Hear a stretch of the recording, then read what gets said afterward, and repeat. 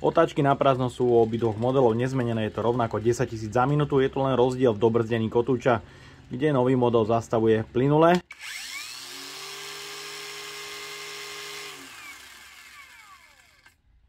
A ten starší model tempo dobrzdení kotúčom jemne šklbne.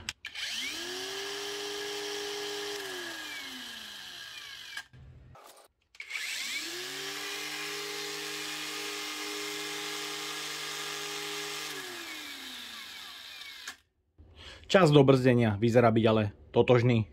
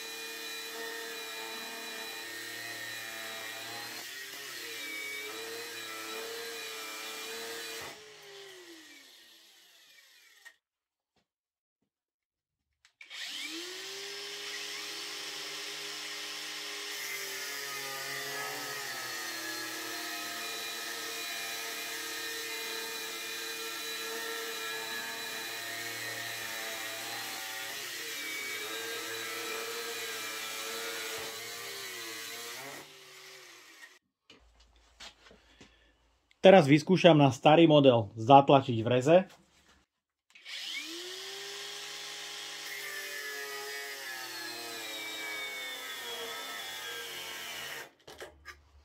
Je vidieť, držala celkom dobré otáčky. Teraz vyskúšam zatlačiť v reze s novou verziou.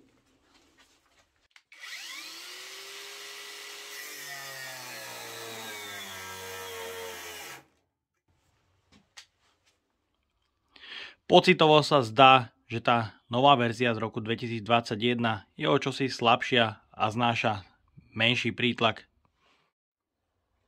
Ďalej vyskúšam porovnať reznú rýchlosť na 2 baterke, 4 baterke Performance, klasickej 4 baterke a samozrejme 8 Ah batérii. Takže začíname plne nabitou 2 Ah batériou.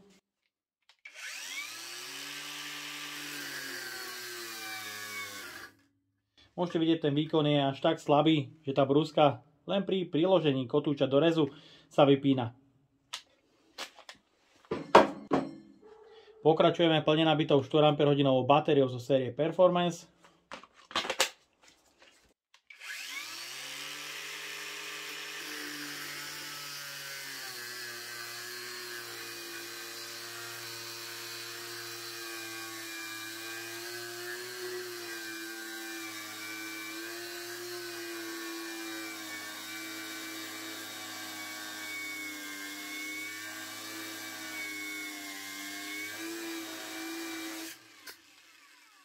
A je vidieť, že to ide oveľa krajšie, ale môžete vidieť prudký pokles na batérii. Chýba už jeden článok.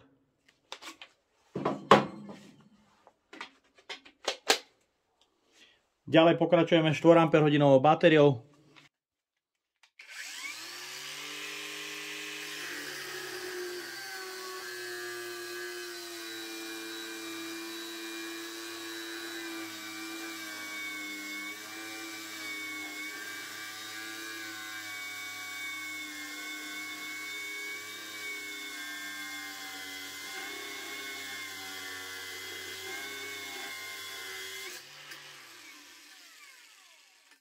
Tu je cítiť, že ten výkon je o niečo lepší ako na batérii 4 A Performance.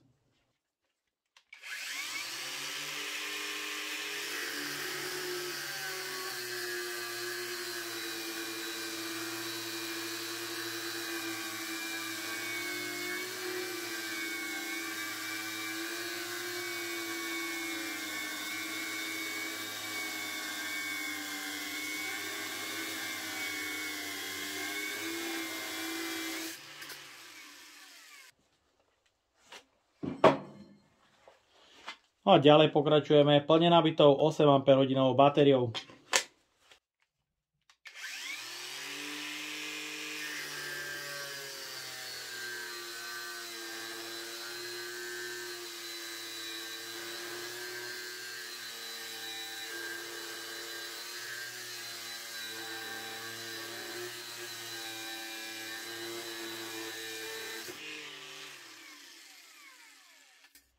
A je to cítiť, že s tou 8 baterkou tá Flexa podáva úplne iný výkon.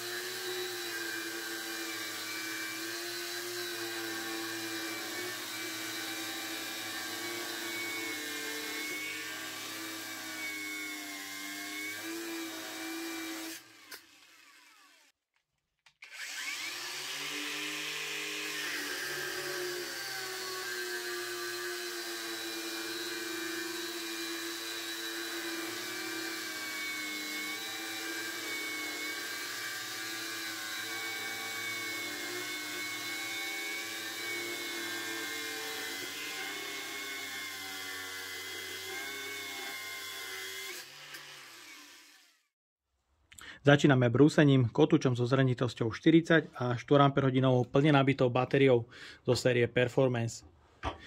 Budem brúsiť najprv jemným prítlakom a neskôr skúsim pritlačiť.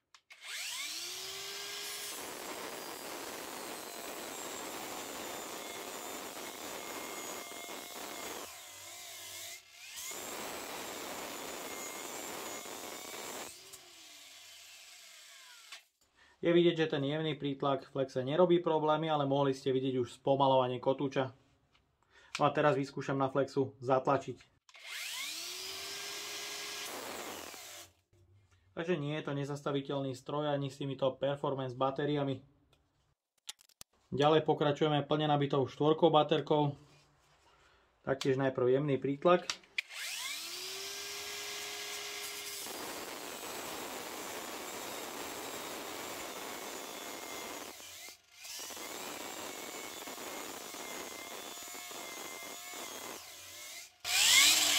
A je tu vidieť spomalovanie kotúča, takže neviem, čím je to spôsobené, ale po pár sekundách tá Flexa drží otáčky, ale následne klesnú, aj keď sa na Flexu netlačí. No a teraz vyskúšam zatlačiť silnejšie.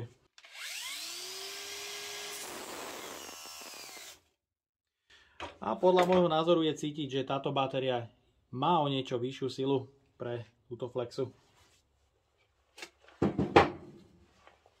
No a taktiež vyskúšame 8 baterku, najprv s jemným prítlakom, batéria je plne nabitá.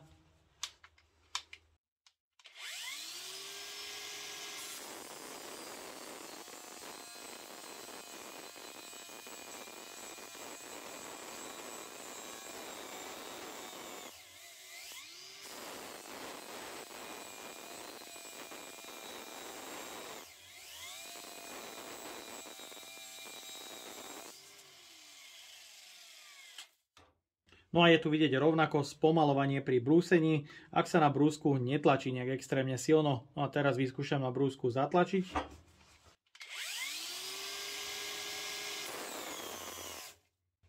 Takže nie je to nezastaviteľný stroj ani s tou 8Ah batériou, ale je cítiť, že to podáva o niečo lepší výkon.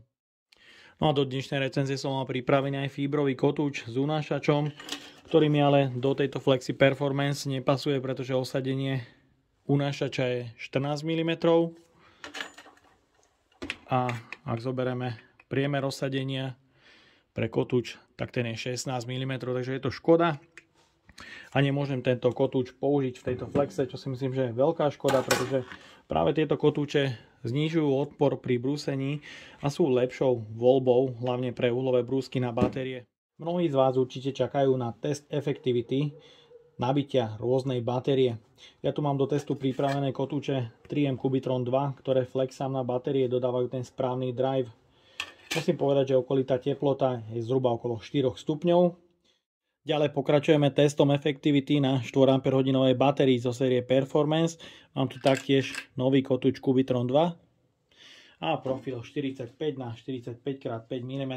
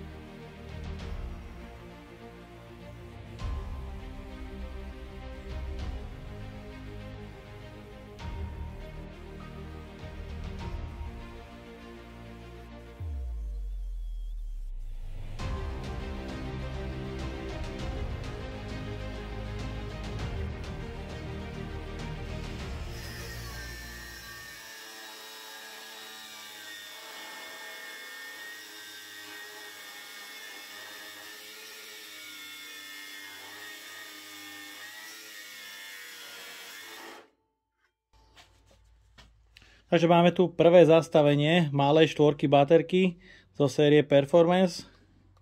Vyskúšame spraviť ešte jeden rez, alebo teda dokončiť ten rez. Ale flexa sa už nezopína.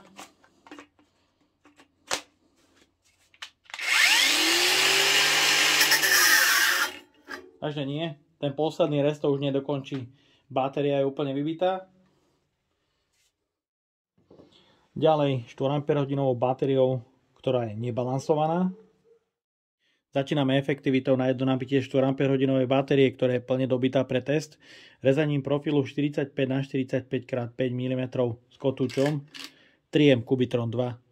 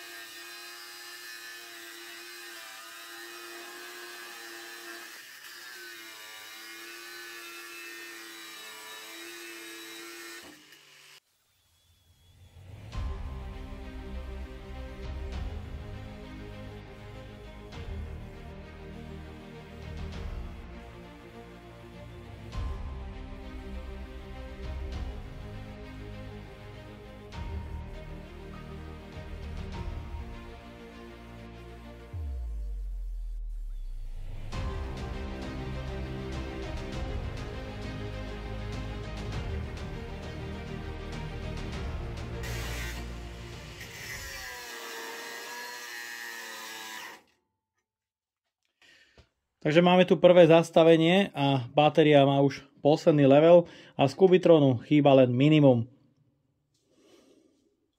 Vyskúšame spraviť ešte jeden rez. A flexa už ďalej nejde, takže batériu už ďalej nebudeme trápiť. A samozrejme vyskúšame efektivitu aj na nabitie 8 Ah batérie, ktorá je taktiež plne dobitá pre test.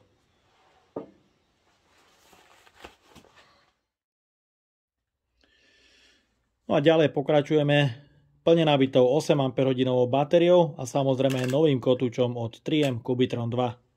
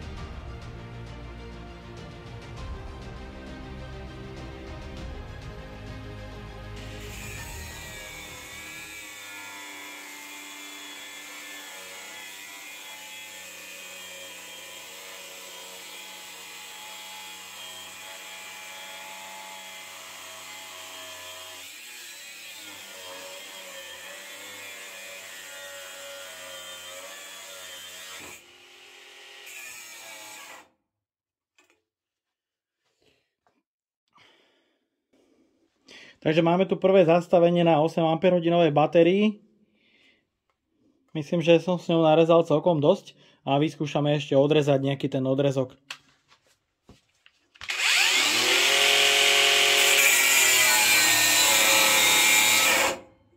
Takže nič, je to konečná. Batéria zastavuje stroj, takže budem to považovať za konečnú. Tak máme tu záver. Odskúšal som Flexu Parkside Performance vo verzii C3, ktorá sa predáva v roku 2021 a mohli ste vidieť, je mierne pozmenená oproti verzii C3 z roku 2020. Nájdete tu nový ochranný kryt kotúča, ktorý je možné polohovať v 13 predaretovaných polohách, za čo Flexu určite chválim. Výkonnostne sa mi Flexa zdá byť úplne rovnaká, je to totožné.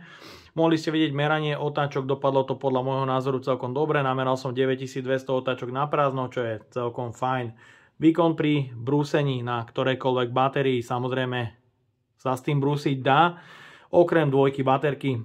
Nie je to ale nezastaviteľný stroj, takže nerátajte s nejakým extrémnym prítlakom. Ak na Flexu zatlačíte aj s 8 baterkou, Flexa jednoducho spomalí a zastaví sa. Výkon pri rezaní je už ale iná liga, reže sa s tým vynikajúco, hlavne ak sa použije kvalitný spotrebný materiál. Ja som používal kotúče od firmy 3M Cubitron 2, s ktorými som robil taktiež test efektivity na jedno nabitie rôznych batérií. Najlepšie dopadla batéria 8A, to sa dalo čakať, narezala 40 odrezkov, 45x45x5 mm. Druhá skončila stará 4Ah batéria, ktorá narezala 17 týchto odrezkov a na treťom mieste skončila samozrejme nová 4Ah batéria zo série Performance. Musím ale povedať, že tu hmotnostne vyhráva práve táto malá 4Ah batéria, pretože s tou Flexou sa s tým robiť dá. Myslím, že pri rezaní veľmi pekne, ale tá hmotnosť je proste veľmi komfortná. Kdežto pri tej 8Ah batérii tá hmotnosť rapidne narastá a pri takomto extrémnom teste, kde potrebujete rezať veľa, už tie kilá jemne cítiť, pretože tá baterka vydrží, myslím, že celkom pekne. 40 týchto odrezkov je podľa môjho názoru vynikajúci výkon, za čo tú batériu určite chválim. Po ukončení testu mimo kamery som chcel odpojiť 8Ah batériu z 5 Flexy, čo sa mi darilo veľmi ťažko. Myslel som si, že je poškodený spínač pre odpájanie batérie z 5, ale to som po chvíľke vylúčil a následne som hľadal ďalej a zistil som, že okolie kontaktov je mierne ohorené, takže dochádzalo podľa môjho názoru k nejakému studenému spoju alebo prehrievaniu a jemne ohoreli plasty na tejto 8Ah batérii, takže myslím, že tu príde k reklamácii. No a pre tých, ktorí by chceli vidieť porovnávačku hobby versus profi Flexa Parkside Performance, napíšte mi to dole do komentáru. Ponúkam vám možnosť spraviť recenziu, ak sa toto video uchytí. Porovnanie s Milwaukee CAC 125 s 8Ah batériou, 8Ah Parkside versus 8Ah Milwaukee. No a ja dúfam, že sa vám dnešné video páčilo. Ak by ste ma aj vy chceli podporiť finančným príspevkom, dole do popisu vkladám link na PayPal Donate. No a odo mňa je to na dnes všetko. A ak sa vám toto video páčilo, dajte like, potvrďte odber a zvonček, aby vám už neušlo ďalšie video. Ahoj!